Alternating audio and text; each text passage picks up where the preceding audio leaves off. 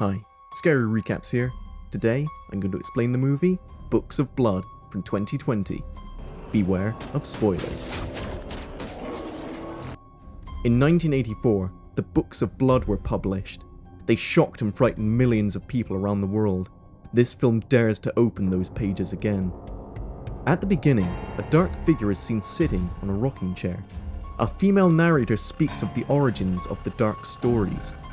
A librarian is attacked by a man named Bennett who has been sent to kill him. The librarian begs for his life, offering a rare book that is worth millions. He tells him where to find it, and Bennett slits his throat. Bennett leaves as the librarian bleeds to death. He enters a green sports car and mentions the book to the driver, a colleague of his, Steve. Bennett says that the book is in Ravenmoor, a place so dangerous that only few dare to go. The manuscript has the title, The Book of Blood. The intro concludes with the librarian having assumed a posthumously wicked smile. Jenna. Nicole tries to help her daughter, Jenna, overcome her mental illness. They both argue about Jenna having stopped taking her meds. At dinner, Jenna is annoyed by the chewing sounds her mother and Dan, Nicole's boyfriend, are making. Jenna doesn't want to eat and draws a grotesque figure in her sketchbook.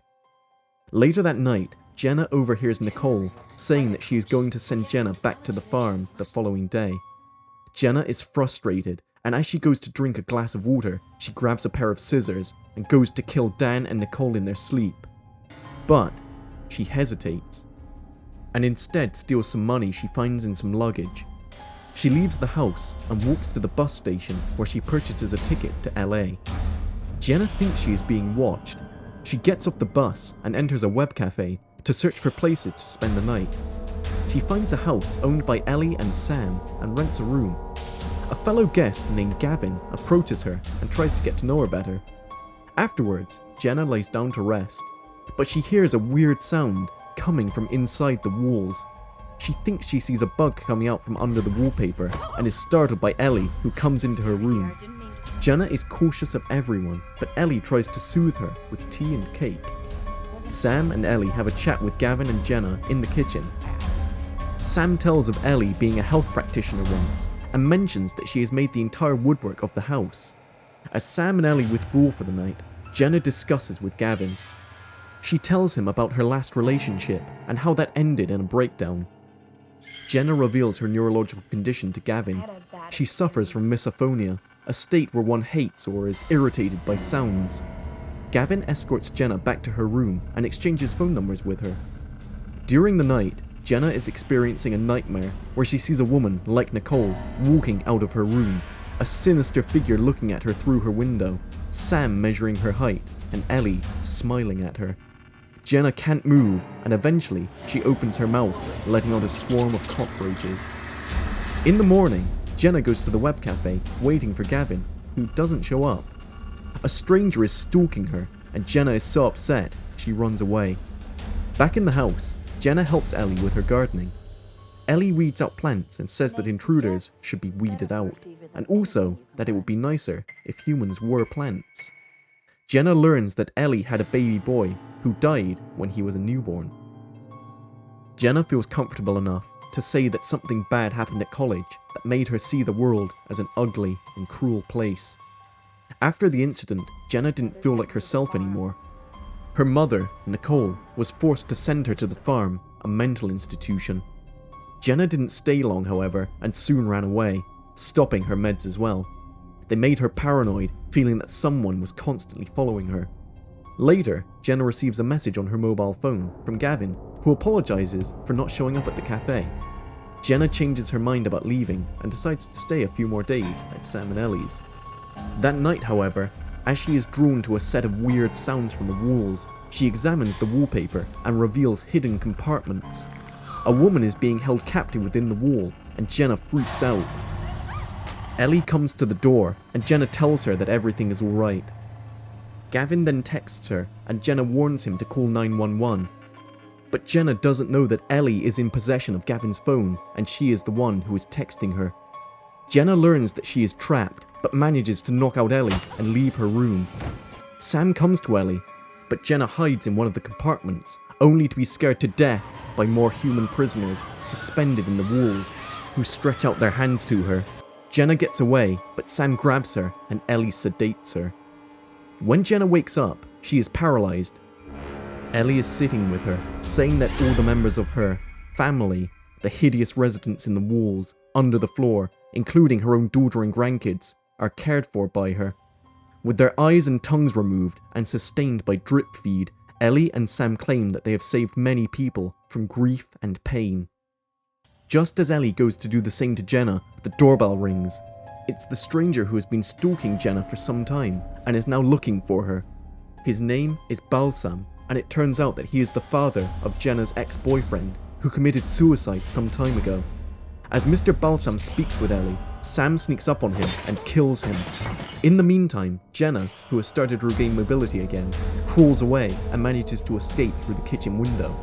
She goes and hides in the shed, but terrified by the dismembered body of a stranger, she leaves the shed and gets in Mr. Balsam's car. Just as Sam and Ellie bring up Balsam's dead body and put it in the car, Jenna hides in the back seat. Sam then drives the victim's car and Ellie follows in her own. The couple stops at an old quarry where they set up a suicide scenario for Mr. Balsam. They make the car speed off the cliff with Mr. Balsam and Jenna inside. The car crashes to the bottom and the couple leaves. Miles.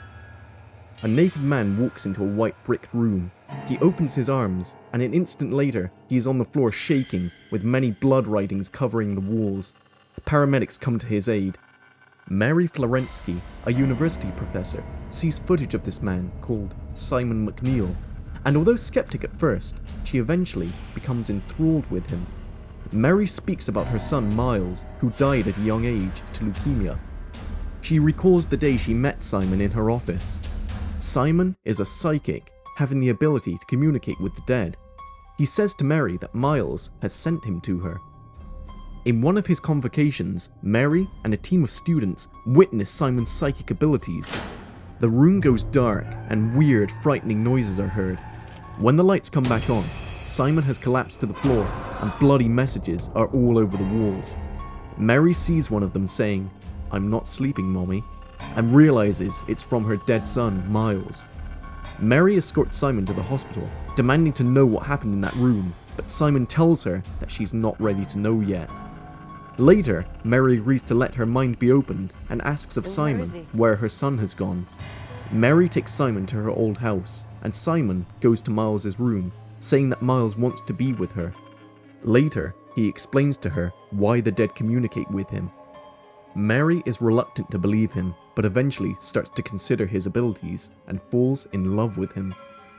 Mary gathers sponsors to show what Simon is really capable of, but Simon cheats on Mary and is forced to tell her that he is a con and that he has faked the psychic experiment. Mary's ex-husband told Simon all about Miles.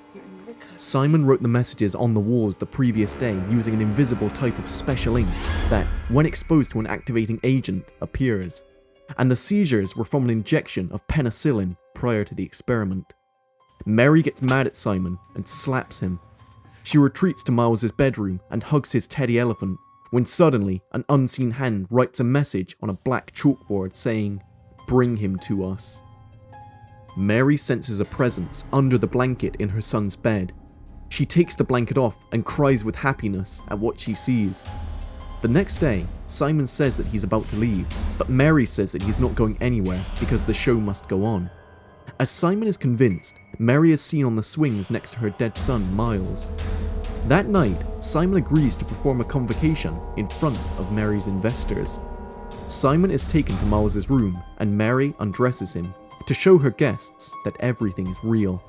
Mary whispers in Simon's ear that he has made the dead very angry. Mary locks Simon in the room and informs the investors of what is about to happen.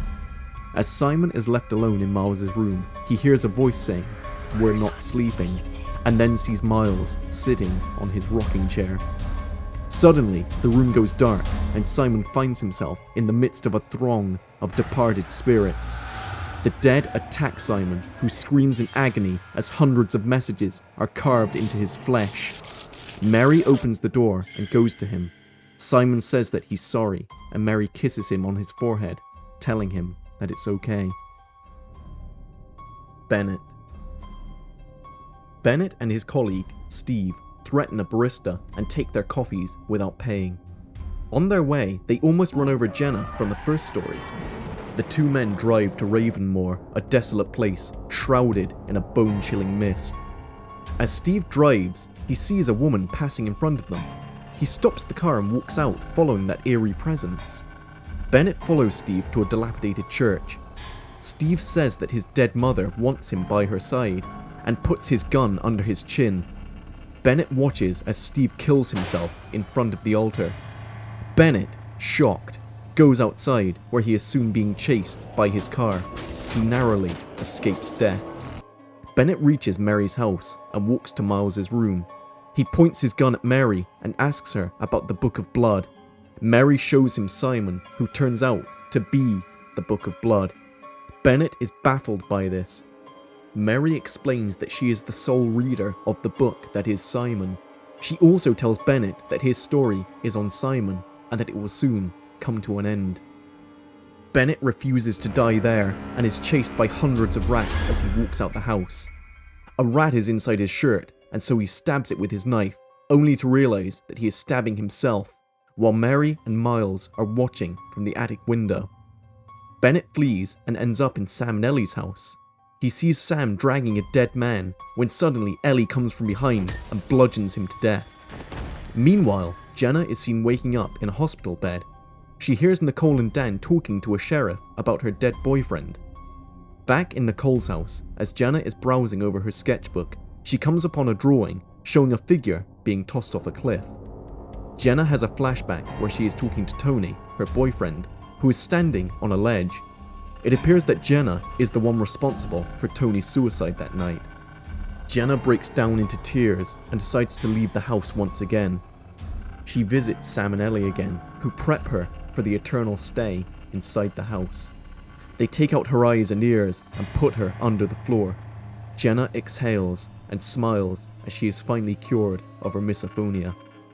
The last scene shows Mary talking to Simon about the number of stories and wondering who will be next.